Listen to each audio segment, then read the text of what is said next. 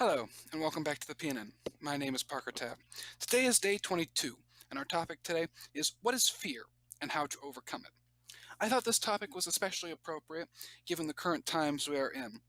Many of us are filled with fear and anxiety, both about our own lives and circumstances, and about the world around us, our society, and the world we have come to know of today. So, let us begin. What is fear? Now, this isn't psychologically speaking, but since I am neither a psychologist nor a therapist, but just from what I've heard in my experience, there are two types of fear. There's your basic fear, the run from the lion or I'm going to starve fear, characterized as an emotional response induced by the brain because of a perceived threat. Fear may arise from confrontation or avoiding a threat, or come in the form of discovery, the unknown. Everyone inherently has a fear of the unknown because it is that which we do not know. But I think that the unknown is something to be explored and become known rather than something to be feared and abhorred. But that's a tangent. And then you have what many self help gurus describe as false evidence appearing real. Basically, this is anxiety. And as we know today, a lot of people are anxious or stressed out. And as according to the definition, it occurs when there is really no threat of imminent danger of loss of someone or something dear to us. Actually, nothing at all. This kind of fear is an illusion, arises from our own internal thoughts rather than our external reality. And I think today many people cannot differentiate between their own internal fears, the fear of missing out, FOMO, which is quite a popular one, and what is truly an external threat. Fear of mass wildfire that's going through your community, fear of how you're going to survive after an earthquake or losing a job. That's an external fear to a certain extent. Internal fears like, oh, what are people going to think if I wear this? Or what are people going to think if I say this? That's an internal reality, and it doesn't depend on your survival. It may alter the course of your life, but it is not dependent on your own physical survival or that of your immediate family and friends. As Seth Godin said, anxiety is nothing but re-experiencing failure in advance. What a waste. And I think many people find that they let their fears overpower them and prevent them from trying new things and going new places and meeting new people. Because as humans, we like sameness, we like routine. But when we get there, it becomes complacent, and our inability to reach out of our comfort zone, to experience fear and the triumph of overcoming that and pursuing a goal or developing oneself, can lead to many people to just pursue lives of safe mediocrity rather than their true destinies of exceptionalism. So, why is fear important? Well, fear is natural, as I said. It is our response to perceived threats. Fear is healthy within reason. It's okay to fear a wildfire or an earthquake. It's not okay to fear talking with someone or to be fearful of going on that roller coaster or trying new things. Now, if you don't want to go on the roller coaster, that's fine. You don't need to go on it. But if you want to but are afraid to, either because of what people may think of you for riding the roller coaster or what you think will be on the roller coaster, that's not, it's the fear acronym rather than a genuine fear. Fear is not automatic. Most fears are learned. Interesting fact, when you are born, you only fear loud noises. And then you grow as you experience pain to fear pain as well. And this is a rather steep learning curve for most young babies and toddlers. But the fear, like a fear of a particular group of people, a particular ideology, a fear of trees or elevators, of holes, of religious icons, most of that is learned and can be unlearned if one pushes themselves. The more scared you feel, the scarier things will seem. Now, it's sort of a self-perpetuating loop. I'm afraid of this, so it looks scary. So I become more afraid, so it looks scarier. I'll give you an example. You're afraid of dogs. You had a bad experience with dogs. We'll leave it at that generalization. So you're afraid of them. So when you walk into a house, you see a dog, and it looks, ferocious and mean, and it walks over to you and is like smiling and got its tongue lolling out. You, because of your fear of dogs, immediately become apprehensive and tense, and the dog senses it and goes on high alert. So when its ears perk up, all of a sudden it looks scarier to you, and it's a mutual feeding off of each other. It's a perpetual cycle. You become more fearful, so you perceive the dog's reaction to your fear as scarier, so you get more fearful, and it comes over and over again. And you need to learn to recognize the cycle and to break it. Breathing exercises are highly advised in this, or separating yourself from the situation, either temporarily or permanently, in order to break the cycle and to objectively assess the situation. And fear dictates the action you take. Now, if there's one thing you take away from this episode, and I know I usually pick one piece of advice that I think should stand out the most, is never make a decision, especially an important life-altering decision, out of fear or in the heat of the moment. Because most of the time, you're not fully cognizant of the decision you're making and the future ramifications. You're doing it right then and there to immediately solve the problem. But solving the immediate problem may cause you more problems down the road. Out of fear of, say, missing out on that dream vacation, you say yes, but then it requires you to work over Christmas break, and that Christmas break just happened to be your sister's wedding, and you miss your sister's wedding because you have to work. So this is just a exaggerated example, but it just goes to show you how if you allow fear, especially the fear of missing out on something, to dictate your decisions, it can have worse ramifications further down the road. And I'll leave off with these last 2 points. Fear can galvanize someone to take a great heroic actions to save themselves and others. It can also cause people to hurt their fellow humans and themselves. A perfect example is what you can find in the Second World War. You have, the picture of the valiant Allied soldier fighting into the end. The Battle of the Bulge and the 101st Airborne, and the general saying nuts to the Germans as they asked for his surrender and he refused. They were certainly fearful, but they were more afraid of what would happen of a German victory over them rather than fearful of their own demise. So that galvanized them to take greater heroic actions. And then you have the opposite side, where a ethnic fear of communists, Jews, homosexuals, and others led the Germans to begin systematic extermination of them. That fear was engendered by the Nazi government in order to control the people and bind them to their will and their plans.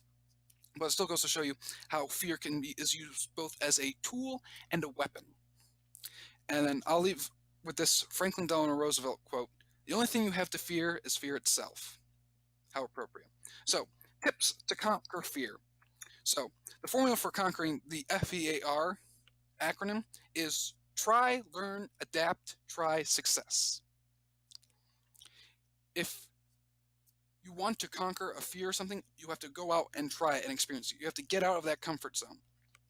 A quote from one of the self-development coaches that I watch is, if you want something new, then you have to do something you've never done before. If you want $1 million, you have to do something that you've never done before, because doing the same thing over and over again, first off, is the definition of insanity, and second off, it just means you're going to get the same or similar results over and over again. If you keep trying to start we'll go with a dog walking business. If you keep starting a dog walking business, but the strategy that you use doesn't seem to be quite successful, then you need a new strategy, or you need to find a new business because you are not a very good dog walker. You must understand your fear and embrace it. Identify it. Think it through logically. Don't think about it in the moment, because typically we're too hyped up on adrenaline and emotions to think clearly in a fearful moment. So instead, I advise you just, when you have a moment after the event, think through it, visualize it. Amor fati. We all die. It's Latin. It's a Stoic philosophy. It's basically a premeditation of what could happen, or a meditation on what has happened, and helps you come to terms with your fear and why you are fearful, and helps you cope with it, and gives you a greater sense of confidence and courage when you face it again, or when some particular event comes to pass, say you're fearful of losing out on that job promotion or not getting into the college that you want. So when you have that fear, you take a minute, breathe in, take a few deep breaths, and then think about it logically. All right, so what will happen if the worst comes to pass? Always start off with the worst. And then what will happen if the best comes to pass? And think down the lines of what you can do, your response to the situation, and just mull it over in your head. And once you think you have sort of plan, both for the negative and the positive, you'll feel a lot more confident and have a lot more courage when you're faced with either the bad situation, but you also have a lot more happiness and humility once you face the better or happier situation. Name and identify your fear. That's always important. If you name something, you're 50% of the way to knowing what something is. Because, whether it's a lamp, a doorknob, Dick Cheney, uh, Iraq, Iran, once you get to once you name something, you're halfway to knowing what it is and where it is. Like everyone knows what a lamp is, a doorknob. I hope everyone knows who Dick Cheney and Colin Powell are. You know where the countries Iraq and Iran, China are. But if you said, oh, some country in the Middle East, well, that can conjure up anywhere from Turkey and Lebanon to Qatar and Abu Dhabi. Think long term. Would the worst situation coming out of this particular fear have a long term impact on my life? Like, oh, I'm fearful of asking this girl out to the prom because I don't want to be rejected and humiliated. Well, think about it long term. After high school, would me being rejected by this particular girl have really that big an impact? And the answer would be most likely no. I have to admit, I was a worrywart in high school, and that I had those similar thoughts and feelings. But working through it, both in my RILA and my self development journey, I found that thinking long term and getting the big picture helps you put your decisions in perspective and can alleviate your fear by say, oh, if I do well, oh, that's only that's a bonus. But if I fail, or if something happens, or if the worst I can think of comes to pass, it's really not going to be that big deal in the long term. Educate yourself. Education is critical to every pursuit in life, but especially when conquering your fear. If you're fearful of something, we'll go back to the description of dogs. Educate yourself about dogs' behavior, uh, and how you can overcome it. If let's say a Rottweiler was the dog that bit you when you were young, you know, you start to differentiate between Rottweiler and a Dachshund or a Yorkshire Terrier, and you begin to be less fearful of those dogs. And then hopefully, eventually, once you learn the behavior of the Rottweiler, you overcome your fear of the Rottweilers as well. Prepare, practice, and role play. Prepare yourself for the situation, amor fati, and premeditation. Practice what you're going to do in your response, and role play. Get a friend involved with it, how you're going to respond. I know you see in some of those teen movies where a guy or a girl practices on their friend on asking someone out on a date, but it really is an effective way. During my public speaking, when I practice my speeches or my presentations, I always have my parents and maybe a couple friends sit in on my presentation, and I will role play how I would respond and act to the audience, both a hostile and a positive audience. Visualize success. Can be corresponded into your meditation practice that we talked about a couple weeks back. Basically, if you can visualize that you will succeed, you can succeed. Because there's a part of your brain, the reticular activating system we mentioned before, which if you visualize what's going to happen, the brain doesn't know the difference between a actual memory and what you're thinking, imagining. So by imagining it, you can give yourself a confidence boost and help you and that extra bit of courage to overcome your fear. Let's say it's public speaking. So you visualize yourself doing splendidly well for a speech. Now, I'm not saying you should just visualize only and not practice the speech. You should. But by visualizing, it gives you that confidence boost and that little extra courage to get you over the hill of your fear and onto the plains of success. Have a positive attitude. That goes with anything in life. Make up a plan. Always have a plan and a series of, if you have a big goal, especially if it's overcoming a fear, you should have a plan for that goal. Break it up into several easier steps.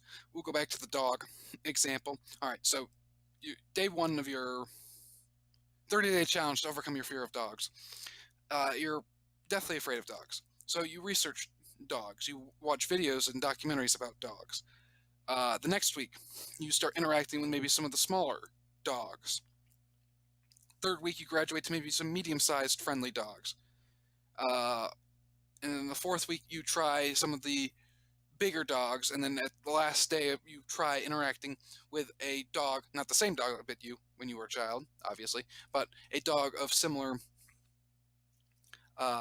breed to the one that bit you, and interact with it in a positive manner. Now, that's just a quick, brief overview for this particular example, but I think it's important to just do a brief outline of what a plan would look like. Following the steps of others. It's always important to find those who succeeded before you, purely because it makes your life 10 times easier. Not saying that their particular situation and your particular situation are similar or different, because we are all human beings and we all walk our own paths in our lives. But by learning what that person did and how they did it, it can help you inform your own plans and strategies in conquering your challenges and fears. Plus, having a role model who experienced it as well, either living or dead, can give you a confidence boost and some courage, because you are not alone. You are not the only one to experience this. Others have, and others have faced these challenges and have overcome them. And if your fear, anxiety, is overwhelming, get help. Get professional help. This is just a brief overview of what you can do. And as I said, I am neither a licensed therapist or psychiatrist or psychologist.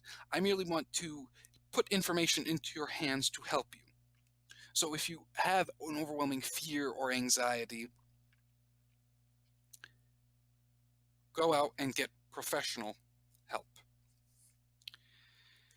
And that's it for today. As always, I will leave my sources and further reading in the description below. If you liked this video, don't forget to like and subscribe. Click that bell button for notifications. I look forward to reading your comments and seeing how I can both improve this channel and how you are all doing on your 30-day challenge, which is 9 days away from ending. Hard to believe we've already gotten this far. So this is it for the PNN today. As always, this is the PNN broadcast, signing off.